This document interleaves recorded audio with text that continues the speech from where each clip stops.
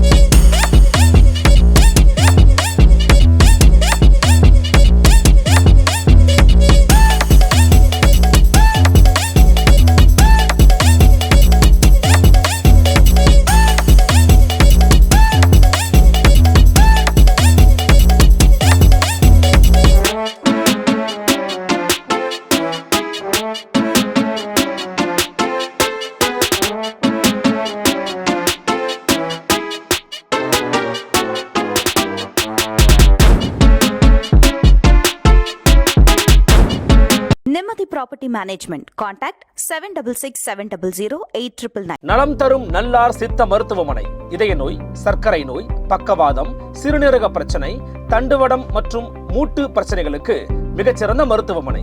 கிருஷ்ணகிரி, சென்னை மற்றும் மதுரை.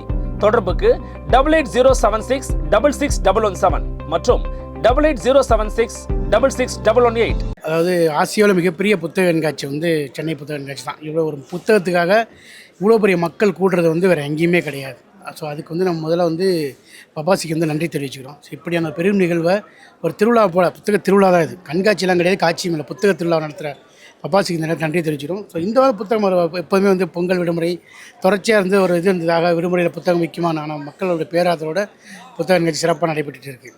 எங்களுடைய இந்த ஆண்டே தினமணியில் புத்தக விமர்சனத்தில் எங்களுடைய ராணுவ நினைவுகளை பற்றியான ஒரு பெரிய விளம்பரம் கொடுத்துருந்தாங்க. அது வரவேற்பு மக்கள்கிட்ட கிடச்சிது. சென்ற ஆண்டு வரவேற்பு, இந்த ஆண்டு தொடர்ச்சியாக இந்த ஜேம்ஸ் சொல்கிற நானூறு குறிப்புகள் விற்பனையில் நெருங்கிட்டு இருக்குது. ஸோ குமரி நாவல் இந்த வருஷம் நிறைய பேர் கேட்டாங்க குமரி நாவல்.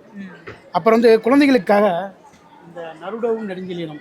ஆக்சுவலி நருடோ ஒரு பெரிய கார்ட்டூன் பாத்திரம், ஜப்பானில் மிகவும் பெரிய பாத்திரம், உலகத்தை சிறுவர்களுடைய மனதை மிகவும் கவர்ந்த ஒரு பாத்திரம் நருடோ. ஸோ வர குழந்தைங்கள்லாம் அந்த புக்கை பார்க்குது. நருடோவும் பாண்டி நெடுஞ்செழியனும். நருடோ பாண்டிய நதியை சந்திச்சா எப்படி இருக்கும் அப்படிங்கிற ஒரு கற்பனை கதை தான். ஸோ மிகப்பெரிய வரவேற்பு இந்த புத்தகம் பெற்றிருக்கு. ஸோ இனி வருங்காலத்தில் இந்த மாதிரியான குழந்தைகள் தெரியும். ஸோ இது போல் வருங்காலத்தில் தமிழ்நாட்டு தலைவர்களை பற்றியோ தமிழ்நாட்டு வரலாறை பற்றி இந்த காலத்தில் உள்ள இந்த குழந்தைகளை கவர்ந்த கார்ட்டூனோ இல்லை வேறு எந்த படைப்பின் வழியாக நம்ம மக்கள்கிட்ட கொண்டு போகிறதுங்கிற ஒரு சிறப்பானதாக இருக்கும்.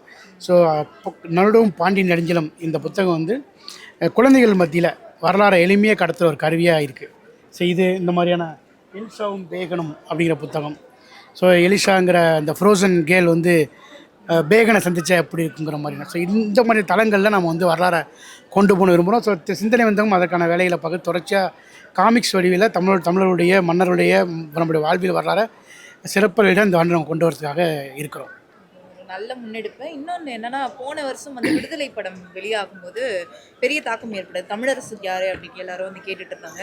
இந்த வருடம் விஜய் வருகையினால அரசியல் சார்ந்த ஏதாவது புத்தகம் கேட்குறாங்களா? இல்லை, அப்படிலாம் இந்த விஜயனோட வருகை புத்தகத்தில் எங்கே தாக்கத்தை ஏற்படுத்தும் எனக்கு தெரியல.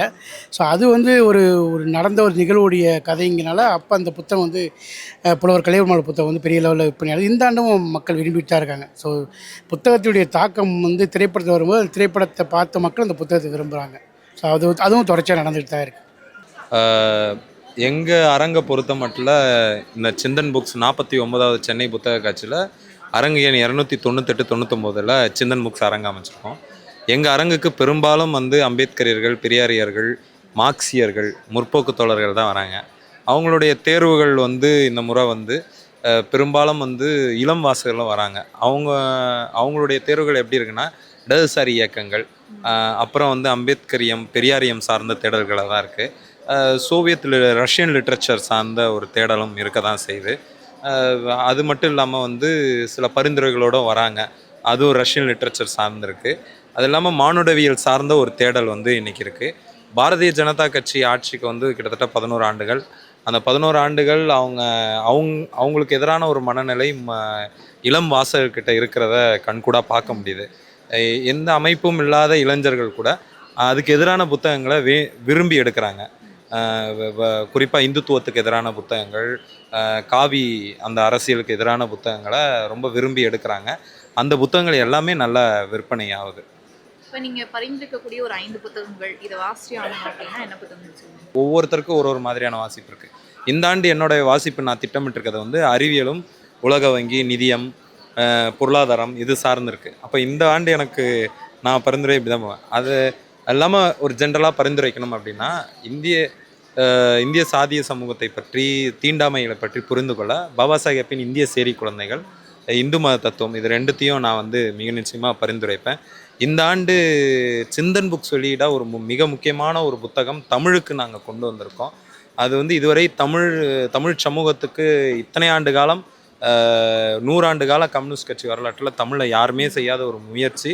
அதை நான் குறை சொல்கிறதுக்காக சொல்ல, இப்படி ஒரு முயற்சி நாங்கள் பண்ணியிருக்கோம். அது வந்து பண்டைய சமுதாயம், லூயிஸ் ஹென்றி மார்கன் எழுதிய பண்டைய சமுதாயம். இது வந்து கிட்டத்தட்ட ஒரு 40 ஆண்டு கால வந்து ஒரு உழைப்பின் ஒரு பயன்தான் இந்த புத்தகம்.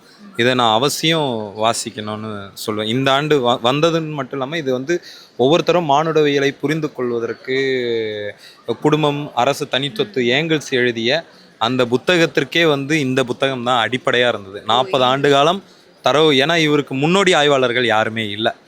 அந்த முன்னோடி ஆய்வாளர்கள் இல்லாத போது 40 ஆண்டு கால கடுமையான உழைப்பின் பயனாக தான் இந்த புத்தகம். இது நான் சொல்லுவேன். அதுக்கப்புறம் பாலகோபாலனுடைய கருத்தாயுதமும், முஸ்லீம் அடையாள இந்துத்துவ அரசியல், தலித்தியம், இந்த 3மே நான் 3வது பரிந்துரையாக சொல்வேன். காரணம், பாலகோபால் என்பவர் வந்து இந்தியாவின் மிக சிறந்த ஒரு மனித உரிமை செயற்பாட்டாளர். அவர் வந்து இந்தியாவில் இந்த 3 புத்தகங்களையும் 3வது பரிந்துரையாக சொல்வேன். இது வந்து இந்தியாவில் இருக்கக்கூடிய மனித உரிமை செயற்பாட்டாளர்களை சாதி ஒழிப்பை மனித உரிமை கண்ணோட்டத்திலேருந்து முன்னிபந்தனையாக வச்சவர். மனித உரிமை இயக்கங்கள் சாதி ஒழிப்பை தான் முதன்மைப்படுத்தணும்னு சொன்னதுலேருந்து இவருடைய பணி என்பது வந்து மற்ற மனித உரிமை அமைப்புகள்லேருந்து, மனித உரிமை செயற்பாட்டாளர்லேருந்து, ஆன்டி காஸ்ட் மூமெண்ட் எல்லாமே மனித உரிமை இயக்கங்கள்னு இவர் வரையறுத்ததாக இருக்கட்டும். அந்த வகையில் இவருடைய இந்த தலித்தியம் வந்து முக்கியத்துவம் பெறுது. இன்னைக்கு கான்டெம்பரரி பீரியடில் பாஜகன்ற அந்த அரசியலையும் நாம் எதிர்கொள்வதற்கு இந்த 2 புத்தகங்கள் நம்மளுக்கு ரொம்ப அத்தியாவசிய தேவையாக இருக்குது. 4வதாக வந்து சீர்மை வெளியிட்டிருக்கக்கூடிய, அது எல்லாரும் இந்த ஆண்டு வாங்கி அவசியம் படிக்கணும்னு நான் சொல்வேன். அது வந்து ஆட்சி அதிகாரத்தில் இடமில்லை, முஸ்லீம்களோட நிலை என்னவா இருக்குதுன்றதை குறித்து ஒரு புத்தகம் வந்திருக்கு. அதுக்கப்புறம் வந்து 5வதாக ஒரு ஃபிக்ஷன் சொல்லலாம் அப்படின்னா, என் நண்பர் என்னுடைய தோழர் எழுதிய புழல் சிறை உண்மையிலே ஒரு நல்ல நாவல். நான் இந்த ஆண்டு வாசித்ததில் ஒரு நல்ல ஒரு நாவலாக இருந்தது. அதை ஒரு 5வது பரிந்துரையாக சொல்வேன். அது இல்லாமல் தீண்டாத வசந்தம், ஸ்பாட்டக்கஸ், இந்த மாதிரியான நிறைய நாவல்கள் இருக்குது. பரிந்துரைகளை மற்றவங்கக்கிட்டேருந்து எடுக்கிறத விட கேட்டதுனால நாமளாக அந்த புத்தகத்தை புரிஞ்சு உள்ளடக்கத்தை பார்த்து, புத்தக காட்சி என்பது புத்தகங்களை வாங்குறதுக்கு மட்டும் இல்லை, தமிழ் பதிப்பு சூழலில் என்ன மாதிரியான புத்தகங்கள்லாம் வந்திருக்கு அப்படின்றத நம்ம தெரிஞ்சுக்கிறதுக்கு. ஒருவேளை உங்களுக்கு பொருளாதார நெருக்கடியாக இருந்ததுன்னா, சீர் வாசகர் வட்டம்னு ஒரு விலையடக்க பதிப்பு, அடக்க விலையிலேயே எல்லாம் இது பண்ணுறாங்க. ஓனாய் குலச்சினம்ன்ற நாவலை 250 ரூபாய்க்கு கொடுக்குறாங்க. ஜெயகாந்தன் எழுதிய ஒரு வீடு ஒரு மனிதன் ஒரு உலகம் அந்த புத்தகத்தை வந்து வெறும் 100 ரூபாய்க்கு தராங்க. அப்புறம் புதுமை பித்தனுடைய தேர்ந்தெடுக்கப்பட்ட சிறந்த கதைகளை 55 ரூபாய்க்கு தராங்க. அதனால் பணத்தையும், அது மட்டும் இல்லாமல் ஒரு 10 நாவல்களை வந்து வெறும் 500 ரூபாய்க்கு 1000 பக்கங்கள் இதை வந்து 500 ரூபாய்க்கு கொடுக்குறாங்க. இந்த மாதிரி விளையாடக்க பதிப்புகளும் வந்து வரதான் செய்யுது. சமூக நீதி சார்ந்து EWS அது குறித்த ஒரு புத்தகம் வெறும் 300 ரூபாய்க்கு 700 பக்கங்களில் போட்டிருக்கிறாங்க. அதனால் இப்போ பொருளாதார நெருக்கடின்னு நினைக்காம வாங்கவே இல்லைனா கூட புத்தக காட்சிக்கு வந்தால், இந்த தமிழ் பதிப்பு சூழலில் இந்த மாதிரியான விஷயங்கள் விவாதிக்கப்படுதுன்றது நமக்கு தெரிஞ்சுக்கிறதுக்கான ஒரு வாய்ப்பாகவும் அமையும்.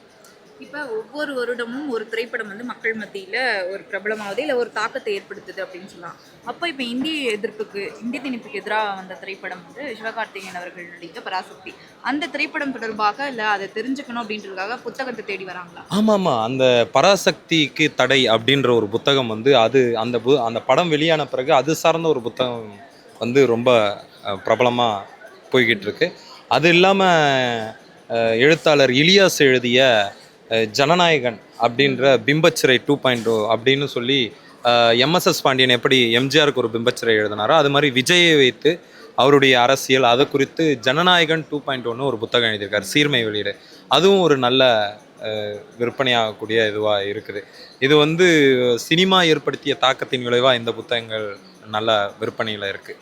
உங்கள் பேர்? சௌமியா ஸ்ரீ என்னோட பேர். இப்போ இங்கே இது புத்தக கண்காட்சி, நாங்கள் எல்லா இடத்தையும் பார்க்கும்போது புத்தகங்கள் தான் இருக்குது. வித்தியாசமாக இது போர்டாக இருக்குது. நீங்கள் உங்ககிட்ட கேட்கும்போது இது ஒரு தமிழ் விளையாட்டு போர்டு அப்படின்ற மாதிரி சொல்றீங்க. முதல்ல இது என்னது? ஆக்சுவலி இது தூது வந்து ஒரு தமிழ் போர்ட் கேம். நம்ம வந்து இங்கிலீஷில் மோனோபொலி, பிஸ்னஸ், லூடோ அந்த மாதிரி எல்லாம் விளையாடுவோம். இது வந்து அதே மாதிரி ஒரு சில்ட்ரன் கிட்ட கொடுத்து தமிழ் வெக்காபுலரியை விளையாட்டாக அவங்களுடைய வெக்காபுலரியில் சேர்க்கறதா இந்த கேமுடைய மோட்டிவே. ஆக்சுவலி இந்த தூது பார்த்திங்கன்னா அந்த காலகட்டத்தில் நடக்கிற மாதிரி ஒரு கேமு. ராஜராஜ சோழனுடைய அரசவைக்கு ஒரு தூதரை வந்து செலக்ட் பண்ணணும். நம்ம புறா டீம், பருந்து டீம்னு சொல்லிட்டு 2 டீம் இருப்பாங்க. பருந்துடைய நேச்சரே அட்டாக் பண்ணுறது, புறா வந்து எப்போவுமே தூது செல்லும். ஸோ இந்த கேம்லேயுமே பருந்து டீம் வந்து புறா டீமை அட்டாக் பண்ணுற மாதிரியான ஸ்ட்ராட்டஜியில் தான் போகணும். புறா டீம் வந்து ஏற்கனவே அவங்களோட தளபதியை வெளியே நிற்க வச்சுருப்பாங்க. இந்த மாதிரி வில் ஹாவ் ஒரு டெக் ஆஃப் கார்ட்ஸ் மாதிரி இருக்கும். நீங்கள் ஒன்று செலக்ட் பண்ணுங்களேன், எனிதிங். இப்போது நீங்கள் இங்கே கீழே வந்து நம்பர் 1 இருக்குது இல்லையா? ஸோ இந்த கார்டில் நம்பர் 1 வேர்டு என்ன? நாக்குன்னு இருக்குது. ஸோ தளபதி அங்கே இருப்பார், பருந்து டீம், புறா டீம். நாக்குன்ற வேர்டுக்கு ஸ்ட்ரைட்டாக நாக்குன்னு யூஸ் பண்ணாமல் நீங்கள் வந்து க்ளூஸ் எழுதுவீங்க. இந்த மாதிரி ஒரு கார்டு உங்களுக்கு கொடுத்துருவோம், பென் எல்லாமே இருக்கும். இப்போது எனக்கு நாக்குன்னு உடனே சாப்பாடு தான் ஞாபகம். ஸோ சுவை, அப்புறம் இன்னொருத்தவங்க வந்து உணர்வு, அந்த மாதிரி ஏதோ ஒன்று எழுதுகிறாங்க. பருந்து டீமும் அதே மாதிரி க்ளூ எழுதுவாங்க. ஸோ அவங்க எழுதுகிற க்ளூவும் நம்ம எழுதுகிற க்ளூவும் மேட்ச் ஆகக்கூடாது. ஒருவேளை மேட்ச் ஆகிடுச்சு அப்படின்னா பருந்து டீம் வந்து நம்மளை அட்டாக் பண்ணிடுவாங்க. தளபதிக்கு கொண்டு போகிற க்ளூஸை வந்து அவங்க கொண்டுடுவாங்க. ஸோ இப்போ அவங்களும் சுவை எழுதிட்டாங்கன்னா இந்த சுவை வேர்டு கேன்சல் ஆகிடும். நம்ம டீமில் மற்றவங்க என்ன உணர்வு அந்த மாதிரி வேறு ஏதாவது எழுதியிருந்தாங்கன்னா அதை நம்ம எப்படி தளபதி காட்டுவோம்? he or she will have 3 guesses. நீங்கள் கொடுத்துருக்குற க்ளூவில் வந்து அவங்க கரெக்டாக சுவை நாக்குன்னு கண்டுபிடிச்சிட்டாங்கன்னா நம்ம ஜெயிச்சிட்டோம், நம்ம வந்து கரெக்டாக தூது அனுப்பிட்டோம். இந்த மாதிரி நம்ம அடுத்த முறை நீங்கள் பருந்தா மாறலாம், அண்ட் அகெயின் நீங்கள் புறாவாக மாறலாம். இப்படி மாறி மாறி ஸோ இந்த பாயிண்ட்ஸில் வந்து நம்ம போட்டுக்கிட்டே வரலாம். இதுதான் ஆக்சுவலி இது. இந்த மொத்த டெக் ஆஃப் கார்ட்ஸில் 480 தமிழ் வேர்ட்ஸ் இருக்குது. இப்போ 480 into 3னா அது கிட்டத்தட்ட 1000 வேர்ட்ஸ் கிட்ட போகுது. ஸோ இந்த கேமை தொடர்ந்து விளையாடிட்டே இருக்கும்போது ஒரு ஈவினிங் டைமில் ஒரு after tea or before tea வந்து ஒரு கேம் 2 கேம் விளையாடுறாங்க அப்படின்னா ஒரு விளையாட்டாக குழந்தைங்களுக்கும் சரி, குழந்தைங்களோட விளையாடும் போது இது வார்த்தை விளையாட்டாக இருக்கும், சொற்கள் விளையாட்டாக இருக்கும். பெரியவங்களோட விளையாடும் போது ஒரு மைண்ட் கேமாக இருக்கும். பருந்து இதை யோசிச்சிருப்பாங்களா, இப்போ நம்ம இது யோசிக்காத மாதிரி ஒன்று எழுதணுமே, அப்போ என்ன எழுதலாம்னு சொல்லிட்டு பெரியவங்களுக்கு இப்படி ஒரு மைண்ட் கேம். குழந்தைங்களுக்கு இப்போ நம்ம டக்குன்னு நாக்குன்னு சொல்லும்போது அவங்க என்ன யோசிக்கிறாங்கன்ற அவங்களுடைய கேப்பபிலிட்டி எப்படி போகுது அப்படின்றது ஒன்று இருக்குது. ஸோ அதை ப்ரமோட் பண்ணணும், அவங்களுடைய சிந்தனையும் சரி சொற்களுடைய வெக்காபுலரியும் சரி இன்க்ரீஸ் பண்ணுன்ற மோட்டிவ்ல தான் இந்த கேம் வந்து நம்ம லான்ச் பண்ணியிருக்கோம். எஸ், எல்லாமே தமிழில் தான் இருக்கும். இந்த பெட்டிக்குள்ளேயே உங்களுக்கு வந்து இந்த மொத்த டெக் ஆஃப் கார்ட்ஸ், அந்த டைமர், இந்த பென்ஸ், இந்த அதை எரேஸ் பண்ணுறதுக்கான எல்லாமே இருக்கும். உங்களுக்கு ரூல் புக் கூட கொடுத்துருவோம். இப்போ நம்ம சொன்னது ஏதாவது புரியலனா கூட நமக்கு வந்து கோதை கேம்ஸ்னு நம்ம இன்ஸ்டாகிராம் ஐடியும் வச்சுருக்கோம், அதில் நம்ம வீடியோஸும் போடுறோம், ஆன்லைன் வெப்சைட்ஸும் நீங்கள் படிச்சுக்கலாம், தமிழ் ரூல் புக்கும் இருக்குது, பார்த்து படிச்சு. என்னுடைய ஒரிஜினல் ப்ரைஸ் வந்து 2199, லான்ச்சிங் ஆஃபராக 55ல் வந்து 1099க்கு கொடுத்துட்ருக்கோம். இது வந்து 1947லேருந்து 1985 வரைக்கும் நடந்த ஒரு மேகசின், பொன்னி அப்படின்ற ஒரு மேகசின். இப்போ திராவிட நாடு குடியரசு அப்படின்ற பேர் சொன்னோடனே நமக்கு தெரியும் இது வந்து திராவிடம் சம்பந்த ஒரு இதழ் அப்படின்னு சொல்லிட்டு. ஆனால் பொன்னியும் அதே வேகத்தோட அதே ஒரு சீரிய சிறப்போடு செயல்பட்ட ஒரு இதழ். இதை பற்றி அதிகமாக தெரியல. லாஸ்ட் இயர் இவர் வந்து பெரியண்ணன், இவரும் முருகு சுப்பிரமணியம்னு சேர்ந்து இருவரும் தான் இந்த இதழ் நடத்தினாங்க. இவருடைய கிராண்ட்சன் கார்த்திக் சிதம்பரம் அவர் தான் வந்து இந்த இதழ் எல்லாத்தையும் சேர்த்து கம்பைல் பண்ணி ரோஜா முத்தையா ரிசர்ச் லைப்ரரி கூட சேர்ந்து கொலாபரேட் பண்ணி எல்லாமே பைலப் பண்ணி முடிச்சாங்க. ஸோ நம்ம வந்து இப்போ அது PDF ஃபைல்ஸாக இருக்குது. நம்ம இந்த டெக்னிக்கல் வேர்ல்டுக்கு ஏற்ற மாதிரி என்ன புதுசாக பண்ணுறோன்ற ஒரு விஷயம் இருக்குது இல்லையா? ஸோ நாங்கள் என்ன பண்ணிகிட்ருக்கோம் அப்படின்னா ஆர்டிஃபிஷியல் இன்டெலிஜென்ஸ்க்கு பொன்னியோட கண்டென்ட்ஸை வந்து ட்ரைன் பண்ணிகிட்ருக்கோம். இப்போ பொன்னியில் பார்த்தீங்கன்னா நிறைய ஆளுமைகள் எழுதியிருக்காங்க. அறிஞர் அண்ணா எழுதியிருக்காங்க, கருணாநிதி எழுதியிருக்காங்க, கண்ணதாசன் எழுதியிருக்காங்க, இன்றைக்கி நம்ம பெரிய சுரதா எழுதியிருக்காங்க, பாரதிதாசன் பரம்பரை கவிஞர்கள்ன்ற ஒரு பிராண்டை உருவாக்குனதே வந்து பொன்னி தான். ஸோ இவ்வளோ விஷயங்கள் பண்ண பொன்னி வந்து இன்றைய தலைமுறைக்கு அதிகமாக தெரியல. இப்போ நம்ம தேடி படிக்கணும்னா பிடிஎஃப் வந்துடும். ஸோ இந்த அதை அகைன் முன்ன சொன்ன மாதிரி இந்த வேர்ல்டுக்கு ஏற்ற மாதிரி பண்ணுன்றதுக்காக ஆர்டிஃபிஷியல் இன்டெலிஜென்ஸ்க்கு ட்ரெயின் பண்ணிகிட்ருக்கோம். இப்போ ட்ரெயின் ப்ராசஸ் போயிட்டே இருக்குது. இன்னொரு 3 மாதம் 6 மாதத்தில் பொன்னியில் கலைஞர் எழுதினது தொகுத்து கொடு அப்படின்னு கேட்டிங்க அப்படின்னா இட் வில் கிவ். வெறும் கண்டென்ட் கொடுக்கறதோட மட்டும் இல்லாமல் அது எங்கேருந்து எடுத்துச்சுன்ற ஃபைல்ஸையும் உங்களுக்கு ப்ரொவைட் பண்ணும். ஸோ இந்த ஒர்க் வந்து உங்களுக்கு ரொம்ப ஈஸியாக இருக்கும். இப்போ நீங்கள் ஒரு ரிசர்ச் ஸ்டூடெண்ட்டாக இருக்கீங்க, இல்லை திராவிடம் சார்ந்த ஆய்வுகள் பண்ணிகிட்ருக்கிறீங்க, இல்லை குறிப்பிட்ட எழுத்தாளர்களை வந்து தேடிக்கிட்டு இருக்கீங்க அப்படின்னா அது உங்களுக்கு ரொம்ப உதவியாக இருக்கும். அண்ட் இந்த புக்கில் ஒரு செமையான விஷயம் இருக்குது ஆக்சுவலி. இது பார்த்தீங்க அப்படின்னா ஒரு கண்டென்ட் டேபிள் மாதிரி கொடுத்துருக்கோம். பொன்னியில் மொத்தம் 138 இதழ் வந்திருக்கு. 138 இதழ்லையும் என்னென்ன டாபிக்ஸில் யார் யார் என்னென்ன எழுதியிருக்காங்க அப்படின்றத மொத்த கண்டென்ட்டுமே நம்ம கொடுத்துருக்கோம். இப்போ நீங்கள் அரங்கு எண் 390க்கு வந்தீங்கன்னா இந்த புக்கை வாங்கிக்கலாம். அண்ட் இதனால் உங்களால் நிறைய தெரிஞ்சுக்க முடியும் அப்படின்றது தான் கான்செப்ட். சார் வணக்கம். வணக்கம். இயல்வாகையில் என்ன மாதிரியான புத்தகங்கள்லாம் போட்டிருக்கீங்க? ஏன்னா எல்லா ஸ்டாலையும் பார்த்தோம் அப்படின்னா இது வந்து வித்தியாசமாக இருக்குது. முதல்ல இது மூலயமா வந்து என்ன சொல்ல வரீங்க? சரி, இந்த புத்தக திருவிழாவில் வந்து பலதரப்பட்ட புத்தகங்கள் எல்லா அரங்களையும் கிடைக்கும். ஆனால் சூழலியல் சார்ந்த புத்தகங்கள் வந்து வெகு சில அரங்குகள் மட்டும்தான் கிடைக்குது. நம்ம உதாரணத்துக்கு பூலை நண்பர்கள், காக்கை குழு போன்ற அரங்குகள் சொல்லலாம். அதில் முதன்மையாக நாங்கள் நம்மாழ்வார் சார்ந்த எல்லா புத்தகங்களும், நம்மாழ்வார் மட்டும் இல்லை, சூழல் சார்ந்து இயங்கக்கூடிய அனைத்து தரப்பட்ட மக்கள், தமிழகம் மட்டுமல்லாது இந்தியா உலகம் முழுக்க இயங்கக்கூடிய சூழல் சார்ந்து இயங்கக்கூடிய மனிதர்களுடைய புத்தகங்களை வந்து இங்கே அரங்களை காட்சிப்படுத்தியிருக்கோம். இங்கே வர குழந்தைங்களுக்காகவும் சூழல் சார்ந்த புத்தகங்களும் இருக்குது. குழந்தைகள் சூழல் குறித்து எந்த அளவுக்கு தெரிஞ்சுக்க முடியுமோ அது சார்ந்த புத்தகங்களுமே நம்ம இங்கே அரங்களை வந்து காட்சிப்படுத்தியிருக்கோம்.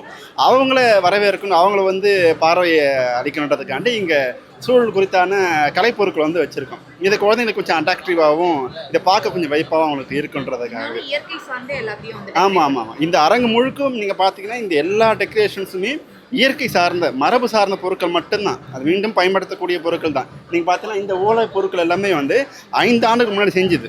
நீங்கள் நம்ப மாட்டீங்க, இந்த ஓலை பொருட்கள்லாம் 5 ஆண்டுக்கு முன்னாடி செஞ்ச ஓலை பொருட்கள் தான். நாங்கள் இன்னும் திரும்ப அதை பயன்படுத்திட்டே இருக்கோம். ஒரு ஆண்டும் இங்கே இருக்கக்கூடிய பொருட்கள் எல்லாமே மீண்டும் பயன்படுத்தக்கூடிய பொருட்கள் தான். குறைஞ்சபட்சம் இந்த அரங்கில் நெகிழி அல்லாத பொருட்களை வந்து பார்த்துக்கிறது தான் எங்களுடைய நோக்கமாக இருக்குங்க. குழந்தைகள்லாம் வராங்க அப்படின்னா அவங்களுக்கு என்ன மாதிரியான புத்தகங்கள், அதாவது அடிப்படையாக அவங்களுக்கு தெரிஞ்சுக்கணும் சூழலை பற்றி அப்படின்னா என்ன மாதிரியான புத்தகங்கள் ரெக்கமெண்ட் பண்ணுறீங்க? ஆமாம், இங்கே நம்மளோடைய புத்தகங்கள் நிறைய புத்தகங்கள் இருக்குது. குழந்தைகள் மட்டுமே படிக்கக்கூடிய புத்தகங்கள் வந்து நம்ம நிலைமை போன்ற புத்தகங்கள் இருக்குது. சூழல் சார்ந்த கதையாடல் புத்தகங்கள் நிறைய இங்கே இருக்குது, அதை நீங்கள் பார்க்கலாம். இதில் வந்து பார்த்தீங்கன்னா நீங்கள் சில்லு கோடன்ட் கோவை சதாசிவம் அவருடைய புத்தகம் தான். அவர் சூழல் சார்ந்த நிறைய புத்தகங்களை வந்து மாணவ சமூகத்திற்கு கொடுத்துருக்காங்க. குழந்தைங்க வாசிக்கணும், குழந்தைங்க கற்றுக்கணும், குழந்தைங்க சூழல் குறித்தான புரிதல் வருன்றதுக்கான சில்லு கோடுன்ற போன்ற புத்தகங்கள். இது வந்து குழந்தைங்க விளையாட்டு புத்தகம் தான். விளையாட்டின் ஊடாக அவங்க சூழல் குறித்து அறிமுகம் செஞ்சுக்கிற புத்தகம். இது வந்து நம்முடைய கிருஷ்ணமால் ஜெகந்தமன் அவங்களுடைய புத்தகம் தான். அவங்களுடைய சூழலை எழுதப்பட்ட ஒரு புத்தகம் தான் இது. இதுவுமே நம்மளுக்கு குழந்தைங்களுக்கு குறித்தான ஒரு புத்தகம் தான். நானும் என் கணவர் மட்டும் சாவித்திரிபாய் பூலே எழுதக்கூடிய புத்தகம் தான். இது எல்லாமே வந்து குழந்தைங்க அவங்களுடைய வயது ஒத்த சூழல் குறித்தான ஒரு அறிமுகம் தான் இந்த எல்லா புத்தகமே. அப்போது அதிலிருந்து குழந்தைங்க சுற்றுச்சூழல் குறித்தும் சூழல் குறித்தும் புரிஞ்சுக்கிறது, அதிலிருந்து அவங்க மேற்படி படிக்கிறதுக்கான ஆர்வம் கொடுக்கக்கூடிய அந்த புத்தகம் தான் இதெல்லாமே இங்கே இருக்க சூழல் குறித்தான புத்தகங்கள் எல்லாமே இங்கே. இப்போ இங்கே வரக்கூடிய இளைஞர்கள் வந்து எனக்கு இந்த மாதிரியான சூழல் குறித்தான விழிப்புணர்வு வேணும், இல்லை இந்த மாதிரியான புத்தகங்கள் வேணும் அப்படின்னு எந்த மாதிரி புத்தகங்கள் கேட்குறாங்க? இங்கே பெரும்பாலும் வரக்கூடிய நண்பர்கள் வந்து இந்த சூழல் குறித்தான நாவல்கள்லாம் இருக்குல்ல, இந்த காடோடி மாதிரியான நாவல்கள். இந்த காடோடி நாவல் அப்படிங்கிறது அது ஒரு நாவல் தான். ஆனால் சுற்றுச்சூழல் சார்ந்து ஒரு ஒரு ஒரு என்ன சொல்கிறது, ஒரு நல்ல ஒரு விழிப்புணர்வை கொடுக்கக்கூடிய ஒரு நாவல்னால் அது காடோடி நாவல்னு நம்ம வந்து சொல்லிக்கலாம். ஐயா நக்கீரன் எழுதிய நாவல், எழுத்தாளர் நக்கீரன், நன்னிலம் தஞ்சாவூர் அவங்க இருக்காங்க. அவங்க எழுதிய நீர் சார்ந்த புத்தகங்கள் நிறைய இங்கே அரங்கில் காட்சிப்படுத்தியிருக்கோம். அதுவுமே கேட்குறாங்க. அது எல்லாமே வந்து நீங்கள் சிறிய புத்தகங்கள் தான், ஒரு நாளில் படிக்கக்கூடிய புத்தகம் தான் எல்லாமே. அதிகபட்சம் 1 மணி நேரம் 2 மணி நேரம். ஆமாம், எறும்பு எல்லாமே சிறு புத்தகம் தான், சிறு புத்தகம் தான். அது எல்லாமே வந்து நம்ம தண்ணீர் சார்ந்த புத்தகமும் இருக்குது, தண்ணீரோடைய அவர் எழுதிய புத்தகமும் இருக்குது. நீர்நிறை சார்ந்த நிறைய புத்தகங்கள். ஒரு நிமிஷம், நக்கீரனோட எழுதுனது, கோவை சதாசிவம் ஐயாவோடது, முக்கியமாக நம்மளோடைய புத்தகங்கள். இந்த அரங்கில் வரக்கூடிய ஒரு 60% இளைஞர்கள் நம்மளோட புத்தகம் தான் தேடி இங்கே வராங்க. வேறு எந்த புத்தகத்தை விடையும் அதிகப்படியாக நம்மளோட புத்தகம் இங்கே விற்பனையாக இந்த அரங்கில், இயல்வாகி அரங்கில் ஐயா நம்மளோட புத்தகங்களை இளைஞர்களே வந்து வாங்கிட்டு போகிறாங்க. நாம் நினைப்போம் வயதானவங்க அது பெரியவங்க தான் வந்து அதெல்லாம் ஐயாலாம் வாங்கி படிப்பாங்கன்ட்டு. ஆனால் எங்களுக்கு ஆச்சரியமாக இருக்குது, இளைஞர்கள் தன்னெழுச்சியாக வந்து நம்மளுடைய புத்தகங்களை வந்து வாசிக்கிறது வாங்குறதை பார்க்க முடியுது.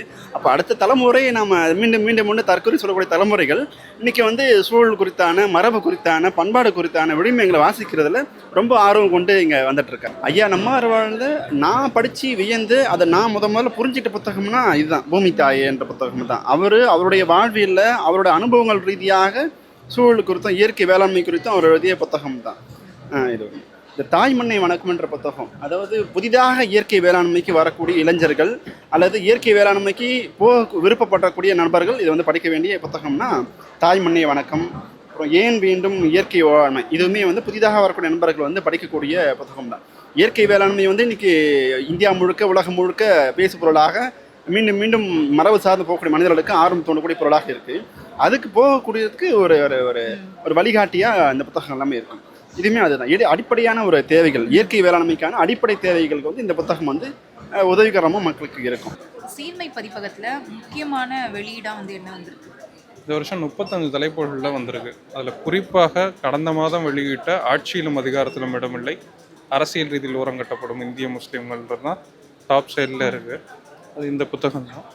இது வந்து மகாராஷ்டிராவை சேர்ந்த அப்துல் ரஹ்மான் ஐபிஎஸ் ஆஃபீஸர் அவர் எழுதிய புத்தகம். இது இந்திய அரசியலில் கடந்த 75 வருஷமாக முஸ்லீம்கள் எந்தெந்த வகையிலெல்லாம் புறங்கட்டப்படுகிறார்கள் கொடுத்தாங்கன்னா முழு டேட்டாஸ். இது பாராளுமன்றம், சட்டமன்றம், உள்ளாட்சி தேர்தல்களில், அது இல்லாமல் அதிகாரத்தில் இது குறித்தான முழு டேட்டா இந்த புத்தகம். அதனால் இது வந்து இந்த கடந்த மாதம் தான் திமுகவை சேர்ந்த டிகேஎஸ் இளங்கோவன்லேருந்து, எஸ்டிபி கட்சியின் முபாரக்லேருந்து, தமுமுக தலைவர் ஜவஹர்லால் வந்து எல்லோரும் சேர்ந்து இது வெளியிட்ட புத்தகம்.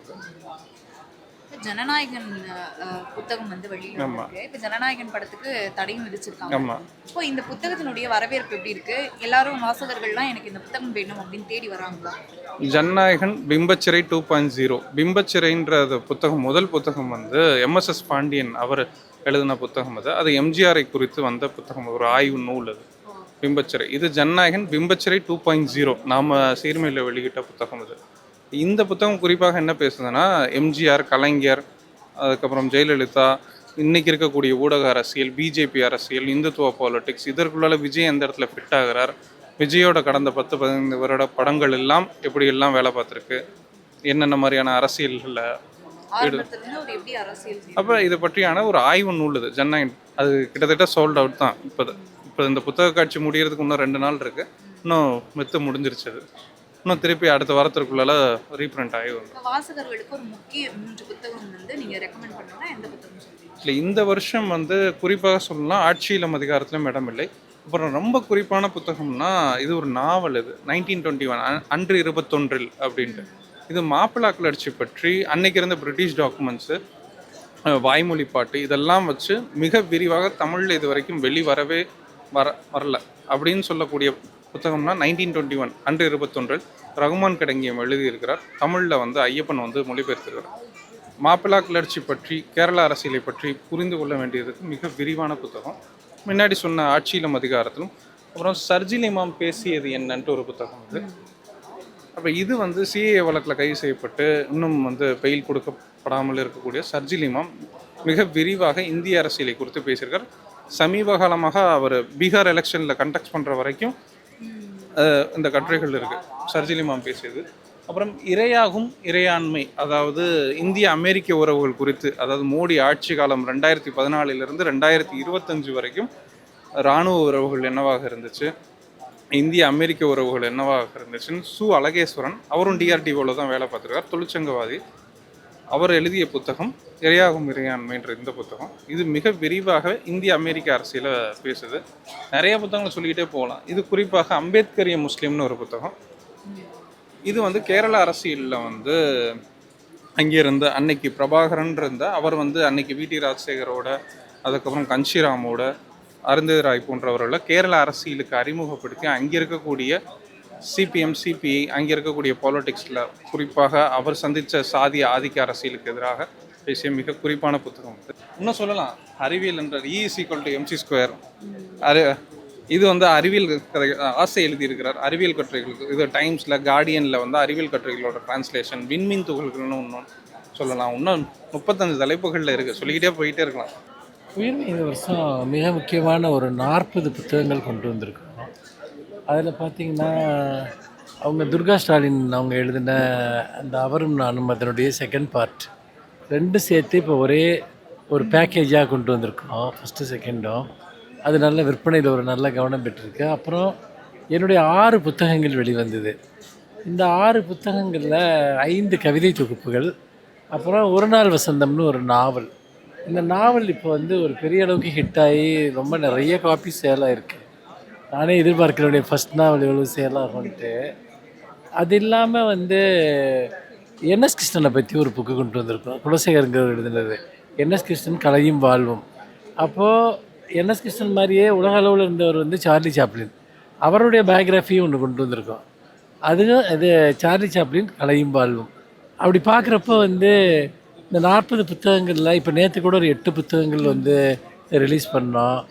தொடர்ச்சியாக வந்து இந்த புத்தக கண்காட்சி முழுக்க நிறைய நூல்களை வெளியிட்டிருக்கோம். பார்த்திபனோட நடிகர் பார்த்திபனோட அந்த கிறுக்கல்கள் வெளிவந்து 25 வருஷம் ஆகுது. அதுக்காக ஒரு ஸ்பெஷல் எடிஷன் ஒன்று வந்து கொண்டு வந்திருக்கோம். அப்போ வந்துட்டு நேற்று பார்த்திபன் வந்து ரீடர்ஸ்க்கு சைன்லாம் பண்ணிகிட்டு இருந்தார். ஸோ எங்களுடைய ஸ்டால் பொறுத்த வரைக்கும் இன்னும் நிறையா சரவணன் சந்திரனோட ரமலுங்கிற ஒரு நாவல் ரொம்ப கவனிக்கப்பட்ட ஒரு நாவலாக இருந்தது. அப்புறம் நிறைய கட்டுரை தொகுப்புகள், கவிதை தொகுப்புகள், சிறுகதை தொகுப்புகள் அப்படின்லாம் கொண்டு வந்திருக்கோம். போன வருடம் உங்களுடைய புத்தகம் மிஸ்ஸியும் வந்து நல்லா பிரபலமாக அது எல்லா வருடமுமே ரொம்ப சூப்பர் ஹிட்டான ஒரு புக்காக தான் இருந்திருக்கு. அது இந்த வருஷமே ஒரு பெரிய அளவுக்கு கவனம் பெற்றிருக்கு. நான் 3 பெரிய புத்தகங்கள் எழுதியிருக்கேன். ஒன்று மிஸ்யூ மாதிரியே நாளை என்பது உன்னை காணும் நாள், அப்புறம் வந்து உன்னை யாரும் அணைத்துக் கொள்ளவில்லையா. இந்த 3 புத்தகங்கள் 3மே ஒரு பெரிய கவனத்தோட தொடர்ந்து வாசகர்களால் அது வாங்கப்படுறதை பார்க்க முடியுது. பொதுவாக கவிதைக்கு வந்து இவ்வளோ விலை கொடுத்து வாங்கக்கூடிய இவ்வளோ வாசகர்கள் இருக்காங்கன்றது ஒரு மிகப்பெரிய விஷயம். ஏன்னா பொதுவாக நாவல்கள் விற்கும், ஆனால் கட்டுரை தொகுப்புகள் விற்கும், அதுதான் ட்ரெண்டாக இருந்திருக்கு. ஆனால் உயிர்மையை பொறுத்த வரைக்கும் நீங்கள் இங்கே வந்து கவனித்து பார்த்தீங்கன்னா எவ்வளோ வாசகர்கள் கவிதை தொகுப்புகளை வாங்குறாங்கன்னு பார்க்கலாம்.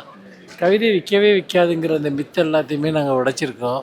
அந்த விதத்தில் வந்து இந்த வருஷம் நாங்கள் கொண்டு வந்த 40 புத்தகங்களுமே ஒரு பெரிய கவனம் பெற்று. வணக்கம். புத்தக கண்காட்சிக்கு வந்திருக்கீங்க மேம், எப்படி இருக்கு? நல்லா இருக்குது. எவ்ரி இயர் வரும், நல்லா இன்ட்ரெஸ்டிங்காக இருக்கும். நிறைய யங் ஆத்தர்ஸு டிஃப்ரெண்ட்டான புத்தகங்கள்லாம் நிறைய வாங்கியிருக்கிறோம். இந்த வருஷம் பார்த்திங்கன்னா இப்போ பராசக்தி ரிலீஸ் ஆகிருக்கு. ஸோ அதனால் இந்த மொழி போராட்ட வரலாறு பற்றி நிறைய புத்தகங்கள் வந்து இளைஞர்கள்லாம் ரொம்ப விரும்பி வாங்கிட்டு போகிறாங்க. அதுவும் தீப்பரவட்டம் வந்து பயங்கரமாக பரவிக்கிட்டு இருக்குது அப்படின்னு கேள்விப்பட்டோம். ஸோ இப்போ தான் just entering the book fair. So இந்த வருஷம் என்னெல்லாம் இருக்குது அப்படிங்கிறது இனிமேல் பார்த்தா தான் வந்து இருக்கும். But we are looking forward to a lot of things. 3 புத்தகம் வாசகர்களுக்கு இது படிக்கணும் அப்படின்னா என்ன புத்தகம் சொல்றீங்க? பெண் ஏன் அடிமையானால் அவசியம் படிக்கணும். நான் வந்து அதை தொடர்ந்து பல மேடைகளில் பதிவு பண்ணியிருக்கிறேன். ஸ்கூலில் ஒரு பாடத்திட்டமாகவே அதை இணைச்சா கூட தப்பில்லை. பெரியாருடைய கருத்துக்கள், திராவிட கருத்துக்கள் வந்து எல்லாருக்கும் போய் சேரணும். ஒரு டிஃப்ரெண்ட் பெர்ஸ்பெக்டிவ் ஆஃப் லைஃப் வந்து நமக்கு கிடைக்கும். வாழ்க்கையை வேறு விதமாக சிந்திக்கக்கூடிய, இப்படியும் சிந்திக்கலாம் வாழ்க்கையில் அப்படிங்கிற விஷயங்கள் வந்து கிடைக்கும். ஸோ நான் வந்து இன்றைக்கி இருக்கக்கூடிய தலைமுறைக்கு வந்து டெஃபினட்டாக அது ஒரு புக்கு கட்டாயமாக வந்து நான் ரெக்கமெண்ட் பண்ணுவேன். அப்புறம் அம்பேத்கருடைய ரிடில்ஸ் ஆஃப் ஹிந்துவிசம், அது வந்து கண்டிப்பாக எல்லாரும் அவசியம் படிக்க வேண்டிய ஒரு புத்தகம். கொஞ்சம் வால்யூமினஸ், பட் ஆனால் very interesting read. Out of the top of my head இது 2 தான் இப்போதைக்கு. இன்றைக்கி இதில் என்ன இன்ட்ரெஸ்டிங்காக இருக்குது அப்படிங்கிறத பார்க்கணும். இல்லை, புத்தக கண்காட்சிக்கு பொதுவாக வர்றது வந்து புதிய பதிப்புகள் எதாக இருந்தால் அந்த புத்தகங்களை பார்க்குறதுக்காக வரும். இன்னொன்று என்னென்னா, இப்போ பொதுவாக எல்லா நிகழ்ச்சிகளில் கலந்து கொள்ளக்கூடியவர்கள் இல்லை வந்து யாருக்காவது ஏதாவது பரிசு கொடுக்கணும்னா புத்தகங்கள் தான் கொடுக்கறது வழக்கம். அதில் இன்னொரு விஷயமா எப்படி பார்க்குறேன்னா, நம்முடைய கருத்தியல் சார்ந்த புத்தகங்களை வந்து அடுத்தடுத்த தலைமுறை கொண்டு போய் சேர்க்கறதுக்கான ஒரு வழிமுறையாக பார்க்குறேன். புத்தகங்களில் பரிசளிக்கும் பொழுது ஏதோ ஒரு தருணத்தில் வந்து அங்கே இருக்கக்கூடிய அடுத்த தலைமுறை சார்ந்த அந்த புத்தகங்கள்லாம் படிப்பாங்க. அதனால் இந்த மாதிரி புத்தக கண்காட்சிக்கு வரும்பொழுது கொஞ்சம் கூடுதலாக புத்தகங்களை வாங்கி இந்த நேரத்தில் வாங்கி வீட்டில் வச்சு பரிசு கொடுக்கறதுக்காக வச்சுப்பேன். இப்போ நீங்கள் வந்து எனக்கு இந்த புத்தகம் வேணும் அப்படின்னு நீங்கள் தேடி வந்த புத்தகம் ஏதாவது இருக்கா?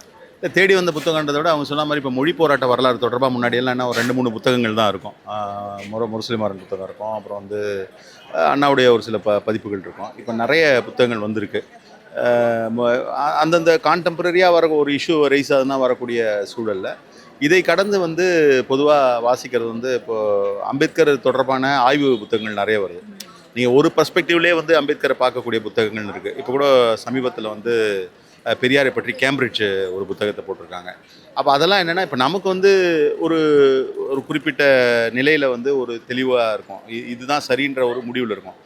இருந்தாலும் இதுக்கு மாறுபட்ட கருத்துக்களை சொல்கிறவங்க எந்த கோணத்தில் வந்து அதை வந்து அணுகுறாங்கன்றது பார்க்க வேண்டிய ஒரு தேவையாக இருக்குது. ஏன்னா அது வந்து நாம் வந்து பேசக்கூடிய நேரங்களில் ஒரு டிஃபென்ஸ் வைக்க வேண்டியது இருக்குது. இப்போ நீங்கள் பெரியாரை பற்றி கூட பல விமர்சனங்கள் வந்து இன்றைக்கி முன்வைக்கப்படுது.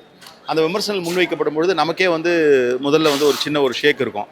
அவர் அப்படி சொல்லியிருக்காரா, சரி சொல்லியிருக்காருன்னா எந்த கான்டெக்ஸ்ட்டில் சொல்லியிருக்காரு, எந்த காலகட்டத்தில் சொல்லியிருக்காரு, எதனால் அதை சொல்லியிருக்காங்கன்னு தெரிஞ்சுக்கணும்னா அது மாதிரி டிஃப்ரெண்ட் பர்ஸ்பெக்டிவ்ஸில் இருக்கக்கூடிய விஷயங்களை பார்க்கணும். அது மாதிரி அம்பேத்கர் பெரியாரை பற்றிய பல்வேறு தரப்பட்ட புத்தகங்கள், அவங்க ஐடியாலஜியை ஏற்றுக்கொண்டவர்கள் எழுதுகிற புத்தகங்கள் என்பதை கடந்து ஒரு ஆய்வு பார்வையிலிருந்து வைக்கக்கூடிய புத்தகங்களை பார்க்குறேன் நான். வழக்கம் போல் இந்த புத்தக கண்காட்சி என்பது வந்து தமிழ்நாட்டுடைய மிகச்சிறந்த ஒரு அறிவுத் திருவிழா. அது தொடர்ச்சியாக பெரிய ஒரு ஆதரவை தமிழ் சமூகம் வழங்கி வருகின்ற வரையில் பெரிய நம்பிக்கை அளிக்கக்கூடிய விஷயங்கள், எழுத்தாளர்கள், இப்போ சிந்தனையாளர்கள், ஆய்வாளர்கள் எல்லாரும் பார்ப்பதற்கான ஒரு வாய்ப்பும் இந்த புத்தக சந்தை ஏற்படுத்தி கொடுக்குது. பல்வேறு தோழர்களை பார்ப்பதற்கு, நண்பர்களை பார்ப்பதற்கு, பெண்கள், குழந்தைகள் எல்லாரும் வந்து புத்தகங்கள் வாங்குறாங்க.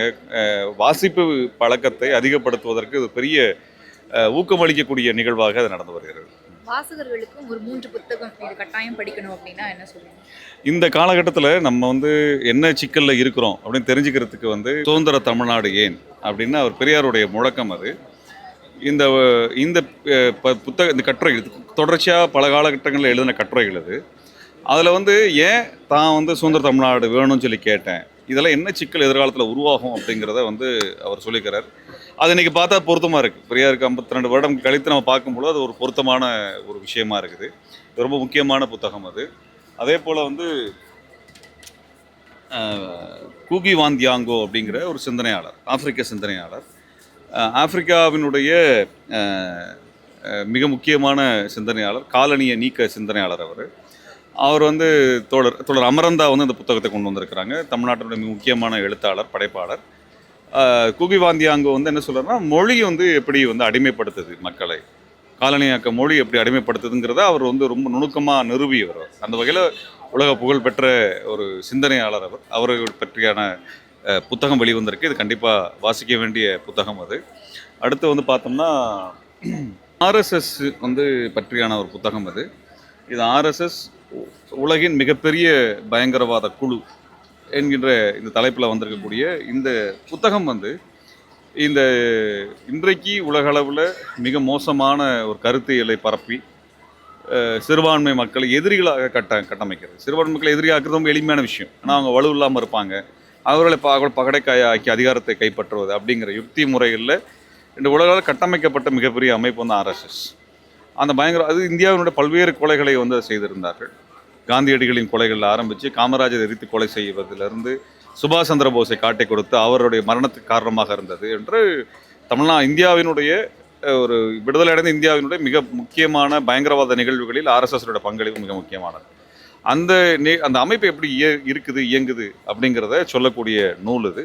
அந்த வகையில் இந்த 3 நூலுமே வந்து இன்றைக்கு நம்ம சமகால அரசியலையும் இன்றைக்கு தமிழ்நாட்டுக்கு தேவைப்படக்கூடிய அரசியலையும் புரிந்து கொள்வதற்கான புத்தகங்களாக பார்க்கின்ற விலை மலிவாகவும் இருக்கக்கூடிய புத்தகங்களாக இந்த புத்தகங்கள் வெளிவந்திருக்குது. அதுமாதிரி நிமிர் பதிப்பகம் இந்த புத்தகங்களை வெளிவந்திருக்கு. நிமிர் பதிப்பகத்தில் இந்த வருடம் முக்கியமாக வெளிவந்திருக்கக்கூடிய புத்தகங்கள் என்ன? தினமலம் அப்படின்னு ஒரு புத்தகத்தை கொண்டு வந்திருக்கிறாங்க. இது வந்து என்னென்னா, ஊடகம் அப்படிங்கிறது வந்து சாமானிய மக்களுக்கு சாதகமாகவும் அவளை ஒடுக்குகின்ற, அவளை வஞ்சிக்கக்கூடிய அதிகார வர்க்கத்தை, முதலாளிகளை, பணக்காரர்களை, அவர்களை வந்து அம்பலப்படுத்துகிற விதமாக தான் ஒரு பத்திரிகைங்கிறது மக்களுக்கானது. மக்களுடைய பிரச்சனையை வந்து அரசுக்கு சொல்கிறதுக்கும் மற்றவங்களுக்கு சொல்கிறதுக்குமானது. ஆனால் இது மக்களை அசிங்கப்படுத்தக்கூடிய, மக்களை இழிவுபடுத்தக்கூடிய, மக்களை கொச்சைப்படுத்தக்கூடிய, மக்களை கூறு போடக்கூடிய ஒரு வேலையை வந்து தினமலர் அப்படிங்கிற பத்திரிகை தொடர்ச்சியாக செய்து வருது. அது வந்து இப்போ ஏழை எளிய மக்களுக்கு உணவு கொடுக்கறது அப்படிங்கிற தமிழ்நாடு அரசு ஒரு அறிவிப்பு இருந்ததுன்னா, அது எந்த கட்சியாக இருந்தாலும் சரி, மக்களுடைய தேவைக்கு ஏற்பதும் ஒரு அரசு வந்து கொள்கை கொண்டு வருது. அதை வந்து இழிவுபடுத்துகின்ற விதமாக, அந்த குழந்தைகளை இழிவுபடுத்துகின்ற விதமாக வந்து செய்தி வெளியிட்டு கடுமையான எதிர்ப்பை சந்திச்சது. இதற்கு முன்பு பெண்களை ரொம்ப தொடர்ச்சியாக கொச்சைப்படுத்துவது என்பது நடந்து வந்திருக்குது.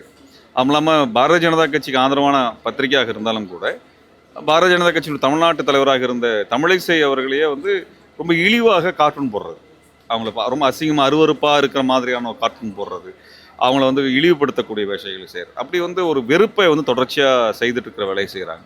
ஈழப்போர் நடந்த பொழுது ஈழத்திற்கு எதிரான செய்திகளை பரப்புவது, அங்கே மக்கள் கொத்து கொத்தாக கொலை செய்யப்பட்ட போல அதை நியாயப்படுத்தி எழுதுறது, திரைத்துறையை சார்ந்த நடிகர்கள் கலைஞர்களை வந்து பெண்களை குறிப்பாக பெண்களை இழிவுபடுத்தி அவர்களை வந்து மோசமாக சித்தரிக்கிறது, இப்படி தொடர்ச்சியாக அந்த பத்திரிகை இயங்கி வருது. இப்படி ஒரு பத்திரிகை இயங்கக்கூடாது. இது வந்து வேறு எந்த நாட்டிலையும் வேறு எந்த மாநிலத்திலும் இப்படி ஒரு பத்திரிகை இருந்ததுன்னா அந்த பத்திரிகை இந்நேரம் எழுத்து மூடப்பட்டிருக்கும்.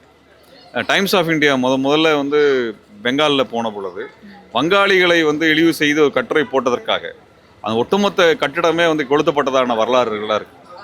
அதுக்கு பிறகு அந்த பத்திரிகை அங்கே செயல்பட முடியாமல் போனது எல்லாமே இருக்குது. சொந்த மக்களை நீங்கள் இழிவுபடுத்தக்கூடிய ஒரு செயலை தினமலர் செய்து அது தினமலம்னு சொல்லிட்டு ஒரு புத்தகமாக வெளிவந்திருக்கிறது. இதையும் வாங்கி பயனடையுமாறு நான் கேட்டுக்கிறேன். அதாவதுனா தமிழ் சமூகத்தில் நடந்த பல்வேறு போராட்ட நிகழ்வுகள், போராட்ட நாயகர்கள், போராட்ட கோரிக்கைகள் இவை திரைப்படங்களாக வெளிவருவது என்பது வரவேற்புக்குரியது. அதில் குறைபாடுகள் இருக்கலாம், சில விடுபட்ட பகுதிகள் இருக்கலாம். ஆனால் இன்றைக்கு வந்து இந்தியாவுக்குள்ளே இருக்கக்கூடிய சென்சாருங்கிறது ரொம்ப மோசமான ஒன்றாக இன்றைக்கி வந்து அடக்குமுறை கருவியாக இருக்கக்கூடியதில் இதற்குள்ளாக ஒன்று கொண்டு வர்றாங்க. அதில் விமர்சனங்கள் இருக்கக்கூடிய பகுதிகளை தவிர்த்து விட்டு நம்ம வந்து நம்மளுக்கு எது தேவையோ அதை எடுத்துக்கொள்ளக்கூடிய இன்றைக்கு இருக்க தலைமுறைக்கு அந்த வரலாறுலாம் தெரியாது. அப்போ அதை கொண்டு போவதற்குரிய ஒரு படைப்புகளாக வந்தால் மகிழ்ச்சியான விஷயம். ஆனால் விடுதலை இதையெல்லாம் கடந்து ஒரு மிக நேர்மையாக அதை வந்து எந்த இடத்துல சமரசம் இல்லாமல் சொன்னிய படம். இப்போ வந்திருக்கக்கூடிய அந்த இந்தி போராட்டத்தை பராசக்தி அந்த திரைப்படம் வந்து கூட என்னன்னா அதில் நிறைய இடங்கள்ல நம்மளுக்கு வந்து அது குளறுபடிகளாக பார்த்தாலும் கூட குறைந்தபட்சம் இந்தியை எதிர்த்து அன்றைக்கு மாணவர்கள் பெரும் போரை நடத்தினார்கள் அப்படிங்கிறதுல ரொம்ப முக்கியமானது. அதில் வந்து அந்த பொள்ளாச்சி சம்பவம் வந்து ரொம்ப உணர்வுபூர்வமானது. இது குறித்தான ஆய்வுகளை நான் செய்திருக்கின்றேன். அந்த பொள்ளாச்சி சம்பவம் என்பது வந்து ரொம்ப திட்டமிட்டு நடத்தப்பட்ட ஒரு தாக்குதல். அது வந்து எதேச்சியாக இன்றைக்கு சில முன்னாள் அதிகாரிகள்லாம் சொல்கிறாங்க அது வந்து கட்டுக்கடங்காமல் போச்சு நாங்கள் வந்து பயன்படுத்தணும். அல்ல, அது வந்து இப்படி நடக்க போகுதுங்கிறது திட்டமிட்டு நடத்தப்பட்ட ஒரு வன்முறை வெறியாட்டம், அரசாங்கத்தினோட வன்முறை வெறியாட்டம். சாமானிய மக்களை வந்து சுட்டு கொலை செய்து நூற்றுக்கணக்கான பேரை கொலை செய்ததை பற்றி பொள்ளாச்சியில் இருக்கக்கூடியவர்கள் சொல்லியிருக்கிறார்கள். இது நடந்திருக்கிறது. அப்படிலாம் நடக்கலை அப்படின்னு சொன்னால் அதை பற்றின விசாரணை கமிஷன் ஏன் அமைக்கலைங்கிறத பார்க்கணும். ஒரு மொழிக்காக தமிழர்கள் தங்கள் உயிரை கொடுப்பார்கள், மாணவர் கிளர்ந்து எழுந்தால் ஆட்சி மாற்றமே நிகழும் அப்படிங்கிறது வந்து மொழிப்போர் வந்து ரொம்ப முக்கியமான ஒன்று. அது ஒரு படமாக ஒரு சிறு அளவில் அந்த சம்பவங்கள்லாம் தொகுத்து சொல்லியிருக்கிறாங்க. இந்திய அளவில் பல மாநிலங்களில் அது பரவக்கூடிய சூழலும் அப்போ இருந்தது. சில இடங்களில் நடந்தாலும் தீவிரமாக நடந்த இடம், தீவிரமான கோரிக்கையாக அது முன்னெடுக்கப்பட்டது தமிழ்நாடு தான். கிட்டத்தட்ட 1920களினுடைய மத்திய பகுதியிலிருந்து இந்திக்கு எதிரான முழக்கம் என்பது இங்கே ஆரம்பித்தது. பெரியாரினுடைய பங்களிப்பை வந்து இங்கே இன்னும் இருட்டடிப்பு செய்யக்கூடிய வேலை நடக்குது. ஆனால் பெரியார் இது குறித்தான தொடர்ச்சியான ஒரு மக்கள் இயக்கத்தை கட்டி எழுப்பினார். அதுக்கான ஆவணங்கள் ஆதாரங்கள் எல்லாமே இருக்குது.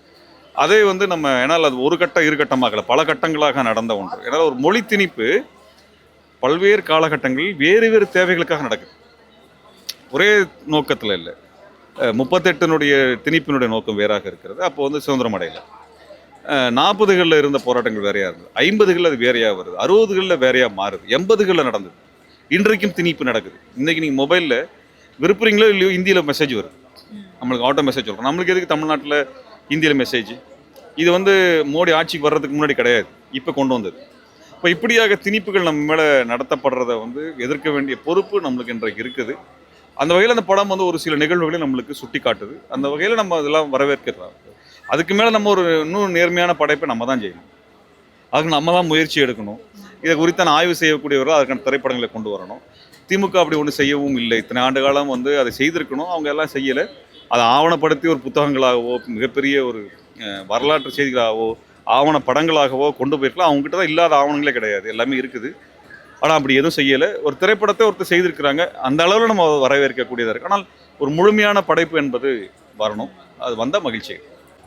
சார் வணக்கம். வணக்கம். இப்போ இந்த சென்னை புத்தக கண்காட்சியை எப்படி பார்க்குறீங்க? வாசிப்பு வந்து எவ்வளவு அவசியம் அப்படின்னு நினைக்கிறீங்க? நான் இது வந்து 3வது முறை இப்போ வரேன். இந்த இதில் ஒரு திருவிழா மாதிரி மக்கள் கூட்டம் இருக்குது. இப்போ முடிய போகுது, இன்னும் 3 நாள் தான் இருக்குது.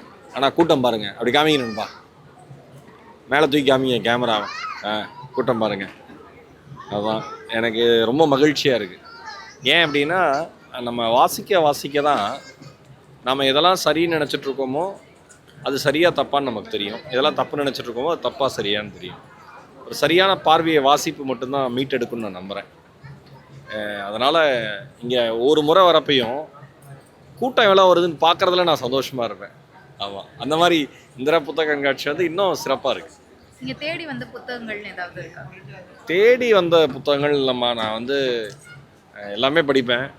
அப்படி தேடி படிக்கிற ஆள்லாம் இல்லை, படிச்சுக்கிட்டே இருப்பேன் நான். வாசிக்கிறதுங்கிறது ஒரு பழக்கமாக இருக்கணும்னு நினைப்பேன் நான். ஒரு புத்தகத்தை தேடி அதை படித்தா அதோட முடியறது இல்லைல்ல வாசிப்புங்கிறது.